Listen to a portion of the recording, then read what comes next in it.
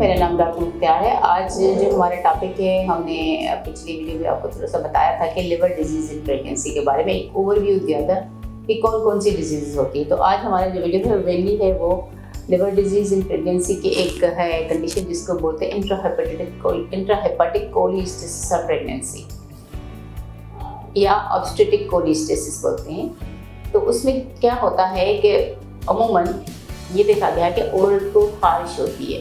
खारिश जैसे पेट और ब्रेस्ट में तो नॉर्मल होती है ड्यू टू स्ट्रेचिंग प्रेगनेंसी की वजह से, बट अगर किसी के हाथों में खारिश हो रही है, पाँव में खारिश हो रही है या पूरी बॉडी में जनरलाइज इचिंग हो रही है या जनरलाइज पिरोराइटिस हो रही है, तो वो उसको ईजी नहीं लिया जाए। वो इंट्राहेपेटिक कोलिस्टेसिस की वजह से होती है।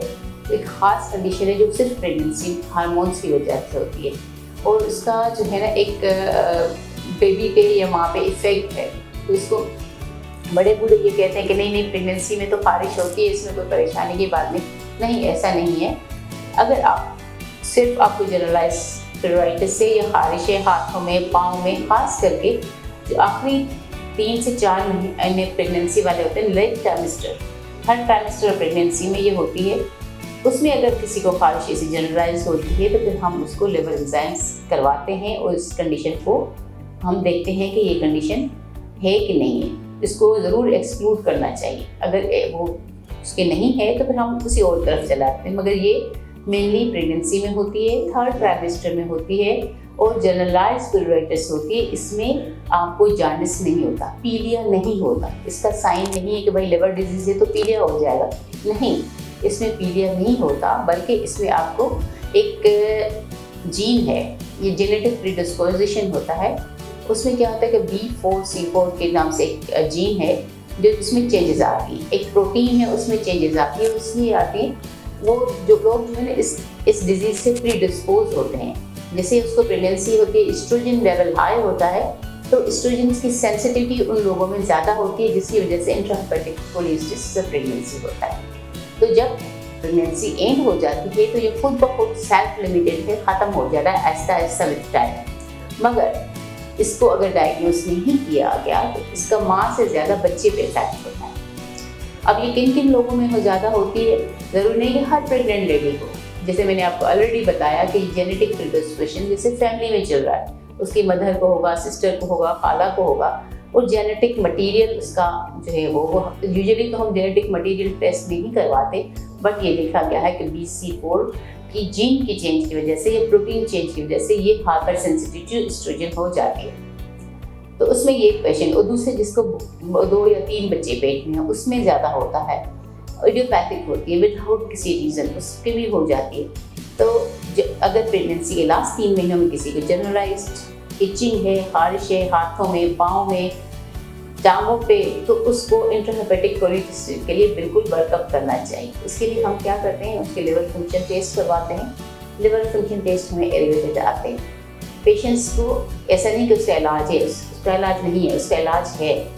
उसमें मेनली क्या होता है कि पेशेंट को जो है ना तो इतना ज़्यादा इफेक्ट नहीं होता, उसको सिर्फ खारिश और ये चीज़ें होती है। खारिश की वजह से डेफिनेटली उसकी नींद भी डिस्टर्ब होती है, उसका खाना डिस्टर्ब होता है, तो बच्चे की जो है वो ग्रोथ पे अफेक्ट करता है। प्री टर्म डिलीवरी के चांसेस ज़्यादा होते हैं। और दूसरा इसके बच्चे पे ज़्यादा इफेक्ट्स होता है। बच्चा जो है वो फीटल डिस्ट्रेस में चला जाता है, अनएक्सप्लेन्ड फीटल डेथ होती है, क्योंकि वो उसमें बाइल और ये साल्ट्स जो है ना वो जमा हो जाता है, जिसकी वजह से बेबी पे ज़्यादा इफेक्ट होता है। तो ऐसे प्रेगनेंसीज को हम मोस्ट प्रोबेबली 37 के बाद कोशिश करते हैं, किसी वक्त भी उसको इंडक्शन की नीड होती है और हम बेबी को निकालने के लिए उनको इंडक्शन देते हैं या फिर सीजर करके भी निकाल देते हैं, क्योंकि अनएक्सप्लेन्ड डेथ मोस्ट कॉमन है after 38 week of pregnancy in cholestasis pregnancy में। तो आपको जो है बताने का मकसद सिर्फ ये है कि ये एक कंडीशन है, जनरलाइज्ड इचिंग, सिर्फ ऐसी नहीं कि ये आम सी बात है। इसमें लिवर इन्वॉल्व होता है, लिवर की वजह से उसके एंजाइम्स बढ़ जाते हैं, विटामिन के की डिफिशिएंसी हो जाती है, प्रेगनेंसी में ब्लीडिंग के चांसेस ज़्यादा हो जाते हैं, प्री टर्म डिलीवरी के चांसेस हो जाते हैं, फीटल डेथ के चांसेस ज़्यादा हो जाते हैं, फीटल डिस्ट्रेस के चांसेस ज़्यादा हो जाते हैं। ये एस्ट्रोजन की वजह से होता है। और जब प्रेगनेंसी एंड अप हो जाती है तो उसके बाद से जब एस्ट्रोजन लेवल कम होता है तो ये खुद ब खुद सेटल हो जाता है। ये सेल्फ लिमिटेड डिजीज़ है। उसके बाद हम इसमें ओरल कंट्रासेप्टिव जो पिल्स हैं जो वक्फे के लिए वो भी इस्तेमाल नहीं करवाते। तो जिन औरतों को लास्ट 3 मंथ्स में खारिश या पॉलीसिस्टिस प्रेगनेंसी हुई है तो उसको फिर हम ओरल कंट्रासेप्टिव पिल या एस्ट्रोजन वाली चीज़ें नहीं देते क्योंकि वो उससे सेंसिटिव हो जाते हैं। तो ये एक थोड़ा सा रिव्यू था ऑब्स्टेट्रिक कोलिस्टेसिस के हवाले से कि लिवर डिजीज़ ये जनरलाइज पीरियड्स आसान नहीं होती कि बस उसको आप ये कह दें कि ये तो प्रेगनेंसी में होती है, ठीक है, और सिर्फ एब्डामिन या ब्रेस्ट पे होती है तो ड्यू टू स्ट्रेचिंग हो रही है कि स्ट्रेच हो रही है स्किन जिसकी वजह से, मगर पूरे बॉडी में अगर जनरलाइज इचिंग है तो इसका मतलब है कि ये मोस्ट प्रॉब्ली कोलिस्टेसिस प्रेगनेंसी है।